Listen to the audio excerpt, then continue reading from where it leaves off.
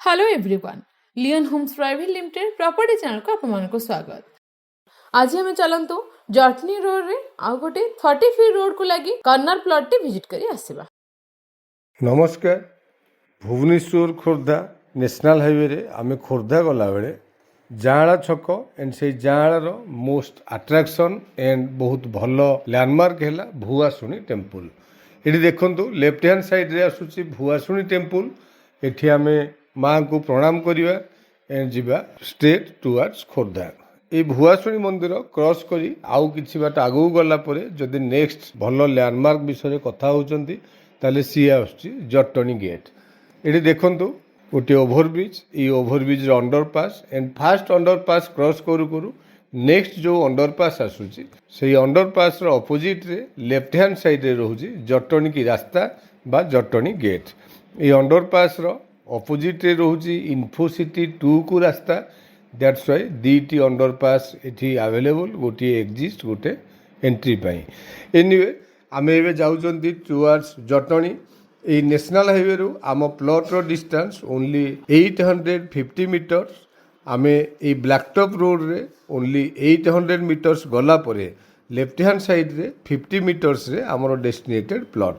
ये रोड को आपण माने मार्क करंतु, बहुत गुड़े न्यूली कंस्ट्रक्शन वर्क काम चालू रही एंड ये विदिन 2-3 इयर्स भितर आपण माने देखंतु पेट्रोल पंप, बहुत गुड़े कमर्शियल एक्टिविटीज एंड बहुत गुड़े अपार्टमेंट भी आपण माने देखिबा को पाइबे। आपण माने जानिचंती जटनी गोटे बिजनेस हब। दैट्स वाई ये रोड टी प्राय सब बळे रस रहउची एंड ये रोड टी बहुत जल्दी एक्सपेंशन भी होउची।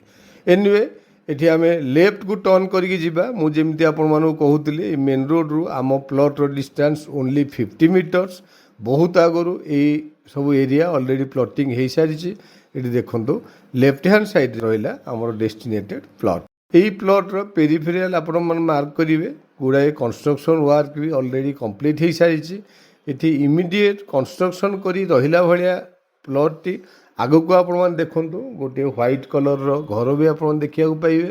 प्लॉट टी गोटे कॉर्नर प्लॉट, बोथ 30 फीट रो road available south and east side. Anyway plot रो location, peripheral development, price, size ये सब देखिले डेफिनेटली प्लॉट टी आपण मान को पसंद आसीयो। Thank you. आपण माने संपूर्ण लोकेशन टी विजिट कले।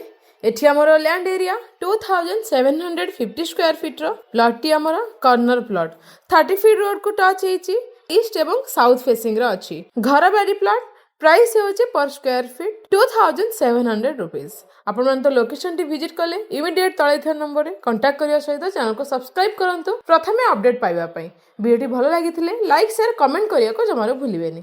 Thank you.